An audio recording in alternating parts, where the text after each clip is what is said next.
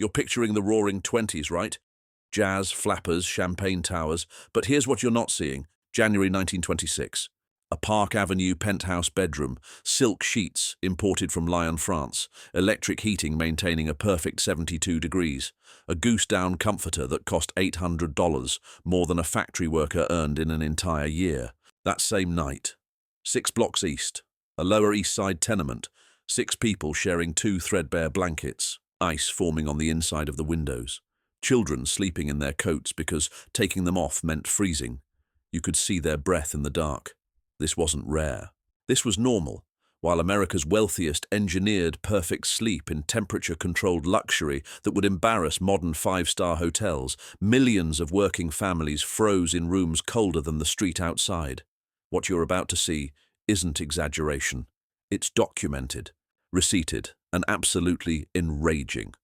The luxury bedding industry in the 1920s was an entire ecosystem built around engineering perfect comfort for people who could afford it. Custom mattresses from European manufacturers cost $500 to $2,000. That's $8,000 to $32,000 in today's money, more than most American families earned in a year. For a mattress, these weren't simple beds. They were engineering projects, horsehair filling imported from Argentina, springs individually calibrated to body weight, ticking fabric woven in French mills specifically for bedding. Each mattress took craftsmen weeks to construct by hand. The Vanderbilt mansion on Fifth Avenue kept detailed household accounts. They show imported horsehair mattresses in every bedroom, Belgian linen sheets changed daily by a staff of 12. Dedicated servants whose entire job was warming beds with hot water bottles before the family retired for the night.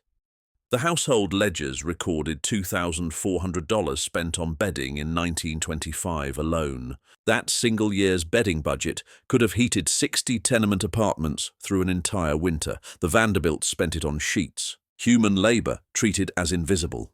Comfort treated as a birthright. Ocean liners took this further. First-class cabins on the Aquitania and Berengaria charged $4,000 for a one-way Atlantic crossing. The beds alone justified the price in their advertising.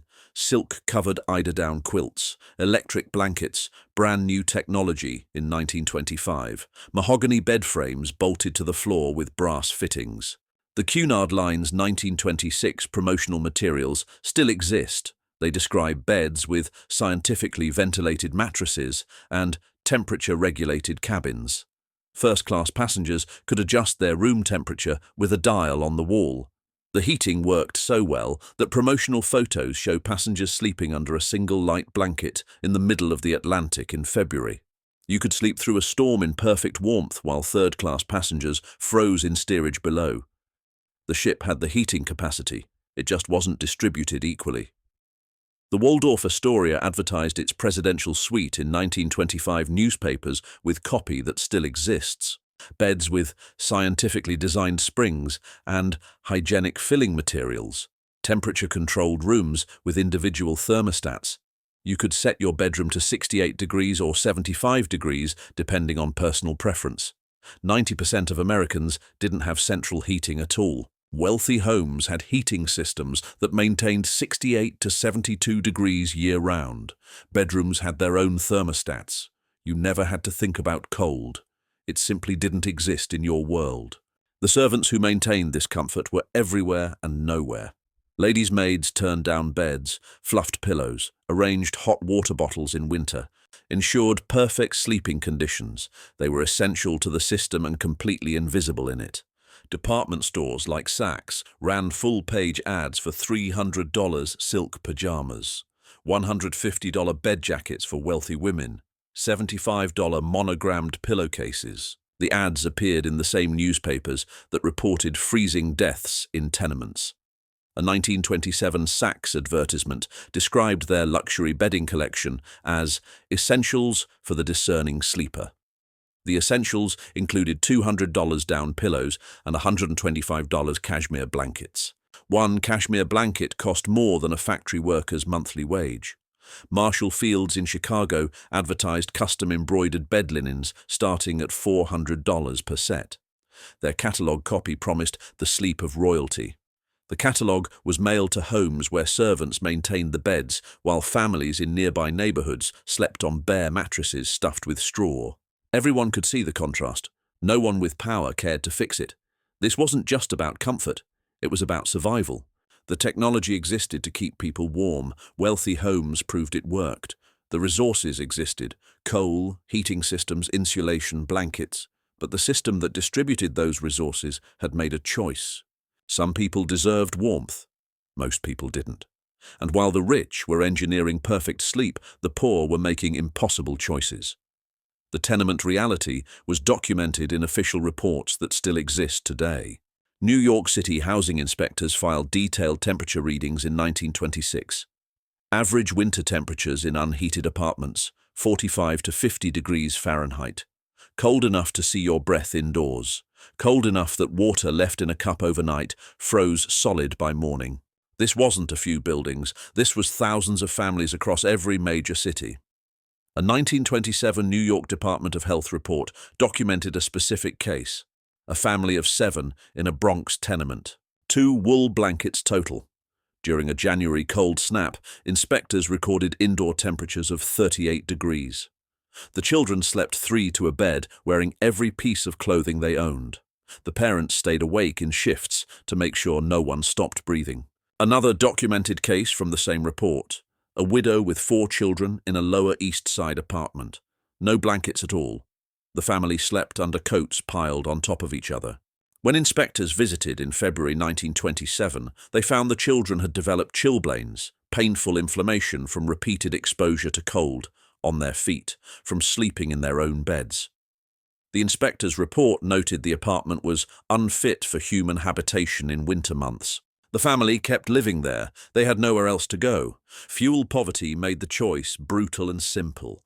Coal cost $14 per ton in 1925. That was nearly a week's wages for a factory worker. You could heat your apartment or feed your children, not both. Most families chose food. They froze. Social workers from the Children's Aid Society filed reports throughout the decade. Children arriving at school in the same clothes they'd slept in. Not because the families were neglectful, because removing those clothes meant freezing during the night. Teachers documented children with frostbite on their fingers and toes from sleeping in their own homes. A 1926 report from a Chicago settlement house described children falling asleep in class because they couldn't sleep at night. Too cold. Teachers started letting them sleep at their desks during lunch period because the school building was the warmest place these children experienced all day. The school had heat. Their homes didn't. This was the system working as designed. The newspaper and cardboard solution became so common that settlement house workers wrote about it as standard practice. Families stuffed newspaper into walls for insulation, layered cardboard under thin mattresses, sealed windows with rags and paste to stop drafts. These weren't life hacks. These were survival techniques, and they barely worked. The death statistics are public record. New York, Chicago, Philadelphia, Boston, every major city reported hundreds of deaths annually from exposure. Not on the streets, inside people's homes. New York City alone recorded 489 deaths from exposure in residential buildings during the winter of 1925-1926. That's more than 1 person per day freezing to death indoors in a single city. Most victims were children under 5 or elderly residents over 60. The official cause of death was cold. The actual cause was a system that allowed landlords to collect rent on freezing apartments while providing zero heat. The math makes it obscene. A single night in a heated Waldorf Astoria room cost $15 to $25.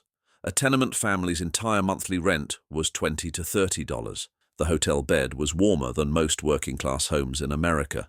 You could pay more for 1 night of comfort than a family paid for a month of freezing. Department stores ran those $300 silk pajama ads on the same pages where charity organizations begged for donated blankets. The New York Times printed both. The contrast wasn't hidden. It was published daily. Wealthy women bought $150 bed jackets while the Salvation Army issued desperate pleas for any blankets, any coats, any fabric that could keep children from freezing to death. The moral obscenity wasn't invisible. It was documented in every newspaper, filed in every city health report, recorded in every charity organization's annual summary. Everyone knew. The people with power to change it chose not to. The contrast wasn't accidental, it was structural, and the evidence of who knew and who profited is damning. The system that created this nightmare wasn't hidden, it was legal. Most tenement leases in the 1920s included zero heating requirements. Landlords could provide no heat whatsoever while collecting rent from families who had nowhere else to go. This wasn't an oversight, this was standard contract language reviewed by lawyers and enforced by courts. You paid rent, you froze. The law said that was fine. Coal distributors made it worse through documented price fixing. Congressional investigations in 1926 and 1927 revealed deliberate supply restrictions. Companies artificially limited coal shipments to major cities during winter months to drive prices higher. They knew people would pay anything not to freeze, so they charged anything. The 1926 congressional testimony included internal company documents, memos discussing optimal pricing during peak demand periods. Peak demand meant January and February, when people were dying. The evidence was presented to Congress. The price fixing was proven. Nothing changed. The coal companies had better lawyers than the families had advocates. Newspapers created the most damning evidence by accident. The juxtaposition was published daily. A 1926 New York Times issue ran a full-page Saks advertisement for $1,000 bedroom sets on page 12. Page 4 reported 3 deaths from exposure in Bronx tenements the previous night.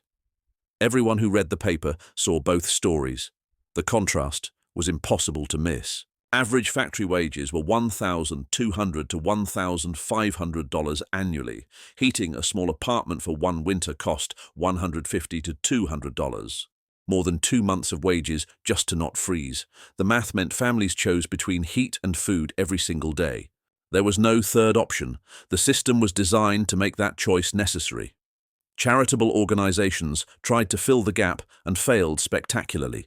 The Salvation Army distributed blankets and coal throughout the decade. Their own annual reports admitted they could help 1 in 10 families who needed it. The scale of suffering exceeded any possible charitable response. The system required structural change. Charity was a band-aid on a gunshot wound. Multiple cities proposed heating requirement laws. New York introduced legislation in 1924, 1925, and 1927. Chicago proposed similar laws in 1926. Philadelphia tried in 1925 and 1928. Landlord lobbying groups blocked every single attempt. The laws never passed. The freezing continued. The technology existed. Wealthy homes proved comfortable. Winter living was achievable. Central heating worked. Insulation worked. The engineering was solved. The system simply didn't care if poor people froze. Every $2,000 luxury mattress represented enough money to heat 10 to 13 tenement apartments for an entire winter. That calculation was never made by the people buying the mattresses. The resources existed to solve the problem. The choice was made not to solve it. This wasn't invisible. The contrast was documented in newspapers, government reports, and charity records. Everyone knew. The system chose luxury for some over survival for others. If you want more hidden truths from the 1920s, subscribe to Untold 20s.